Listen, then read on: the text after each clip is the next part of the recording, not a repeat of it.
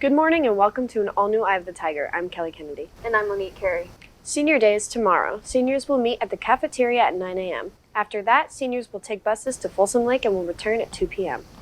Dancing Feet, Feet, Feet opens this Thursday at 7 p.m. Tickets are sold in the RHS dance office or on the RHS website. Yearbooks will be handed out to seniors from 8:30 to 9 a.m. tomorrow before Senior Day. For everyone else, yearbooks will be available after school in the cafeteria. Make sure you bring your student ID. According to the teaching staff, AI has become more of an issue in recent years. We go to Luke Teal with more. The past couple years, AI technology has evolved to more widespread use. According to Ms. War, it has had a massive detriment to students' learning. Is common at all levels, so from sophomores all the way up to college. I've had students use it just to answer questions on books we're reading, and they'll just, literally be on their computer, what's the answer to this? And then for essays, pretty much every semester, there are students who get caught for using it, and it varies from 100%. And sometimes I see students who will use Grammarly as one, for example, that you'll use it to correct your work, but it does the correction for you. So that flags as AI too, and that can be in the 20s, 30s, even 40% range. Some students see AI as a helpful tool and don't have any malintent. I use it as like a tool to help me if I'm like stuck on like a math problem or like need help making a paragraph. I'll use it to like help me out, but I don't think people should like abuse it and like make like full essays with it. War believes replacing student learning shouldn't be the goal and there should be a limit. I think both. It's out there and it can be useful. For examples and stuff like that, I don't think there's any way to get rid of it. But I think it's dangerous. I think it's hurtful if you use it instead of learning a skill. And I think that's what happens more often than not. And so we just have to find a way to incorporate it and, obviously know the benefits, but not let it be an impediment to growing and learning and thinking for oneself. Thanks, Luke. And now we go to Addison Mahon with sports. Good morning and welcome to this Tuesday's edition of EOTSN. I'm Addison Mahon. We have some news out of this weekend's track and field masters meet as Joel Bradley won the long jump with a distance of 23 feet, 8¼ inches. Bradley will now move on to state this Friday. Congrats, Joel. In other sports news, top plays are finally here. We go to Lucas Guzman with the top plays of the year. What it do, EOTSN crew? Welcome to the top plays of the year. Let's dive right in.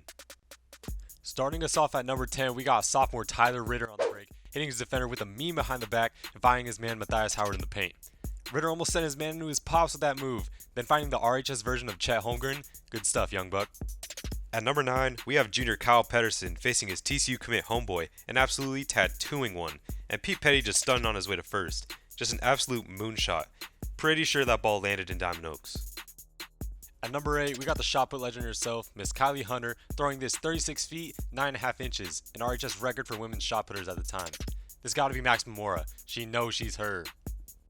Coming in at number 7 should be a top performance, not just a top play, as junior Powder Puff QB Madeline Mignani hit Simone Young with not one deep bomb for a touchdown, but 2, the second throw to force OT in the championship with 1:30 remaining. If Patrick Mahomes ever goes down, the Chiefs know who to call. Sliding into the number 6 spot is the catch-and-shoot god, George Wright, who hit the game-winning 3-ball over Mr. Ross in the Students vs. Staff game. The streets are saying George skipped Roseville soccer practice for this. Sorry, Coach Pablo. George had other priorities. Top play number 5 belongs to EOTSN's very own Logan Fox, who hit this walk-off home run in extra innings. Despite not following the off-speed, Logan got a sinker down the pipe and made the Yuba City pitcher pay. Good job, Pookie. At number 4, we got senior Brandon Noon, who rejects this ball like a fake ID. Blocked by James? Nah, give me blocked by Brandon. At number 3, we have senior Joel Bradley, who kicks a game-winning field goal in round 1 of the playoffs. Peep that Nick Bosa celly. Mama, there goes that man. At number 2, we see Santi Barbanir at QB rolling out, finding his guy JJ Young, who makes the grab, and boom! Absolutely tosses the corner to the ground. JJ takes it in the end zone, of course, then hits him with the too small. Number 10 better get JJ a Father's Day gift soon. Before we hit number 1, we have a special not top play for y'all. Thomas, or as you know him as Dirk, was scanning the floor, looking for a bucket here. He gets a pass. He puts up a 3. Oh, look at this guy. The shot was so bad the ball wasn't even in frame. 808, look at the bench, bro. Alright. Let's not feel too bad for Dirk, because that same grit and hustle that we just clowned him for got him this calm little layup, and he got to send the Dirk fans home happy that night. We love you, Dirk. The moment we've all been waiting for. Number 1. Down by 2, Brandon Newman snags a rebound off of a missed free throw, puts up a prayer, and bang! Hits a deep 3 to beat the buzzer, right on Washington Cougar Towers Tour's head. Brandon knew he was going to take that shot the whole time. Looks a little like Chef Curry to me. What a way to end things. Back to you, Addie. Thanks, Lucas. Before we go, for my last show, I would like to thank a few people. I want to thank Ritter and the Eye of the Tiger program for the last 4 years. With this program and the opportunities that I have been given, I was able to find my passion for sports broadcasting that has led me to pursue my career further at Arizona State University. I also want to thank my parents and family for always supporting me and my dreams. And one last time, that's all in your home for Roseville High School Sports, Top Plays, Breakdowns and more, Eye of the Tiger Sports Network, EOTSN. And now we go over to entertainment. Thanks, Addison. John Krasinski's film If released in theaters on Friday. It's definitely a family movie, very wholesome, funny, and tugs at your heartstrings at times. The premise isn't exactly innovative. A new girl in the big city can suddenly see imaginary friends and takes it upon herself to reunite them with their lost kids. But the cast of the film was great, especially Steve Carell and Ryan Reynolds, who really made the film fun and lovable. The story was very solid, but the ending did feel a little rushed, almost like something was missing. It's definitely not the best movie, but when I walked out of the theater, I didn't regret paying $20 per ticket. In news from the MCU, a familiar witch is getting her own spin-off, and Agatha All Along. The show follows Agatha as she tries to regain the power she lost after the events of WandaVision, and is expected to release on Disney Plus in the weeks leading up to Halloween. Multiple titles for the show were announced officially, including Agatha House of Harkness, Darkhold Diaries, and The Lying Witch with a Great Wardrobe.